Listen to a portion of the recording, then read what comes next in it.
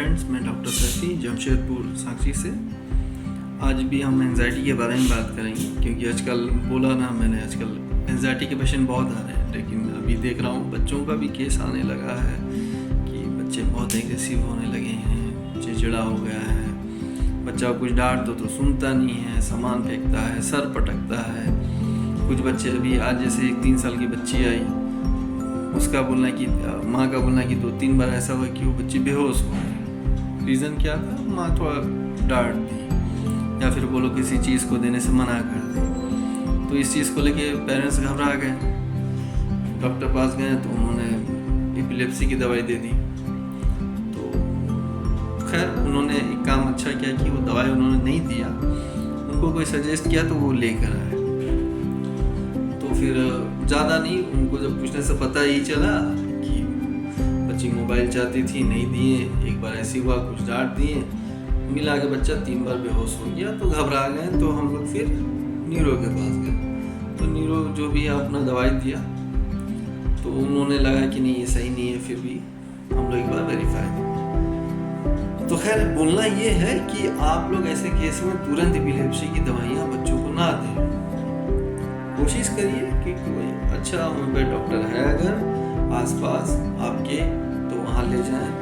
बच्चों का जो बिहेवियर आप देख रहे हैं, क्या चेंजेस आ रही हैं। बच्चा हो सकता है आपको दिख रहा हो कि अभी कुछ दिनों से गुस्सा बहुत कर रहा है, खाना कम कर दिया है, नींद उसकी अच्छी नहीं हो रही, बच्चा थोड़ा हाइपर एक्टिविटी में थोड़ा ज़्यादा है, चैन से बैठता नहीं है, क्रेविंग शुगर की बहुत बढ़ गई है बच्चे की।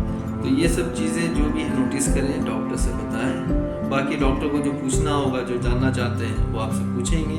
उसके अकॉर्डिंग जो ट्रीटमेंट चलेगा, उसके बाद होगा ही कि बच्चा आपका अच्छा हो जाएगा। तो कोशिश करिए इन सब चीज़ों के लिए होम्योपैथी डॉक्टर पास जाए, ना कि कुछ डॉक्टर ने आजकल है कि जहाँ भी आप डॉक्टर पास जाइए विटामिन डी का ड्रॉप दे देते हैं या जो भी देते हैं। तो उससे कुछ बेनिफिट इसका है नहीं। बच्चा का अगर भूख नहीं है तो नो डाउट कमजोरी आएगी। उससे भी कभी कभी बच्चा बहुत ज़्यादा एग्रेसिव होता है तो फेंट हो जाता है। तो इस चीज़ को लेके आप उतना पैनिक ना हो। कोशिश करिए कि बच्चा का जो दिन भर का खाने पीने का जो शेड्यूल है वो सही रहे, सोने का शेड्यूल अच्छा रहे, वाटर इनटेक बहुत तो नहीं लेकिन इतना होना चाहिए कि बच्चे में डिहाइड्रेशन का चांसेस ना हो, क्योंकि ये सब चीज़ मैटर करता है। और इस सब चीज़ों के लिए होम्योपैथी से अच्छा ऑप्शन नहीं है, कभी नहीं है। पहले भी नहीं था, अभी भी नहीं। और अब तो जैसे वे ऑफ ट्रीटमेंट हो गए हैं कि थोड़ा सा फेंट हुआ, अब क्या रीज़न था नहीं था, डॉक्टर तुरंत एपिलेप्सी का तुरंत कुछ विटामिन लिख देते हैं। अब छोटे बच्चों को 2-3 साल के बच्चों को अगर ये सब दवाई चलाया जाए तो क्या इफेक्ट आएगा आप समझ सकते हैं। तो कोशिश करिए, प्रेफर करिए होम्योपैथी को। अच्छे होम्योपैथ डॉक्टर पास जाइए। मैं ये भी बोलूँगा सेल्फ मेडिकेशन से बचें, क्योंकि हर घर में 2-3 डॉक्टर भी रहते हैं। और कुछ ऐसे लोग भी हैं कि अभी देख रहा हूँ सोशल साइट पे कुछ डॉक्टर अपना मेडिसिन बताते हैं, कुछ पेशेंट है अपने बारे में या फिर अपने फैमिली मेम्बर के बारे में बताते हैं, दवाई पूछते हैं, लेकिन वो सही तरीका नहीं है। आप डॉक्टर के क्लिनिक विज़िट करें और ज़रूर आपको फ़ायदा होगा। लेकिन वे ऑफ ट्रीटमेंट होम्योपैथी का ऐसा नहीं है कि आप गए, मुझे सर दर्द है इसका दवाई बता दीजिए, मुझे कॉन्स्टिपेशन है इसका दवाई बता दीजिए, ऐसा नहीं होता है। होम्योपैथी बहुत ही डिफर है अदर साइंसेस से। होम्योपैथी मेडिकल साइंस बहुत टफ है, और ये सिर्फ एक सिलेक्शन जो मेडिसिन का, ये सिर्फ एक डॉक्टर ही कर सकता है।